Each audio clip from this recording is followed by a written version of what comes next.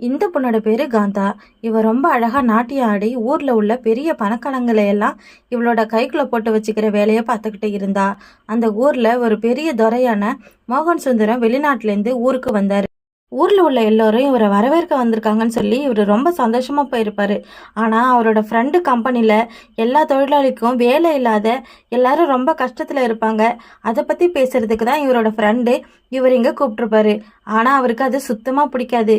எல்லா தொழிலாளிகளையும் பார்த்து நீங்க ஏன் பசி பட்டினின்னு இவ்வளோ கேவலமா பழைக்கிறீங்க, வெளிநாட்டுலலாம் எப்படி இருக்காங்க பாருங்க அப்படின்னு சொல்லி எல்லாரையும் ஒரு மாதிரி மட்டமா பேசிட்டு போயிடுவாரு. வெளிநாட்டிலேருந்து வந்த அவருக்கு கலைனா ரொம்ப இஷ்டம். அதனால அவரோட வெளிநாட்டு ஃப்ரெண்ட்ஸுக்கு ஒரு டான்ஸ் ப்ரோக்ராம் ஒன்று அரேஞ்ச் பண்ணுறதுக்காக காந்தாவை பார்க்க வந்திருப்பாரு.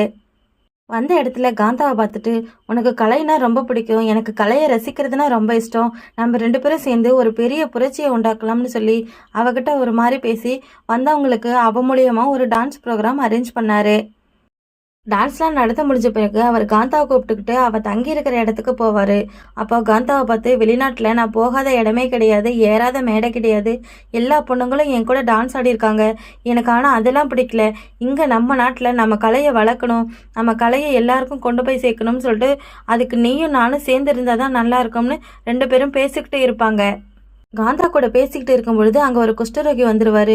அவரை பார்த்ததும் மோகன் சுந்தரம், இந்த குஷ்டரோகியெல்லாம் யார் இன்னும் இந்த நாட்டில் உயிரோட வச்சிருக்கா, இவங்களெல்லாம் சுட்டு கொல்ல வேண்டியதானேன்னு சொல்லிட்டு அப்புறம் வீட்டுக்கு கிளம்பி போயிடுவார். வீட்டுக்கு போனதும் வீட்டில் காத்திருந்த இவங்க அம்மா கிட்ட ரொம்ப மோசமாக நடந்துக்குவார். எதுக்கு எப்போ பாரு என் பின்னாடியே நின்று என்னை ஒளிஞ்சிருந்து பார்க்குறீங்க, உங்களை அம்மானு சொல்லவே எனக்கு அசிங்கமாக இருக்குது, எப்போ பாரு மோகன் சாப்பிட்றான், மோகன் தூங்குறான், மோகன் அதை பண்ணுறான் இது பண்ணுறான்னு என்னை கேவலமாக பேசுகிறீங்க, இனிமேல் அப்படி கூப்பிடாதீங்க அப்படின்னு சொன்னதும் அவங்க அம்மா, அப்போ உன்னை எப்படி தான் கூப்பிடுறது அப்படின்னு கேட்குறாங்க. துரை சாப்பிட்றார், துரை தூங்குறார், துரை அது செய்கிறார் அப்படின்னு துரைன்னு தான் இனி சொல்லணுன்னதும் அவங்க அம்மாவும் சரிப்பா நான் இனிமே அப்படியே சொல்கிறேன் அப்படின்னு சொல்லிட்டு பேசிக்கிட்டு இருக்காங்க.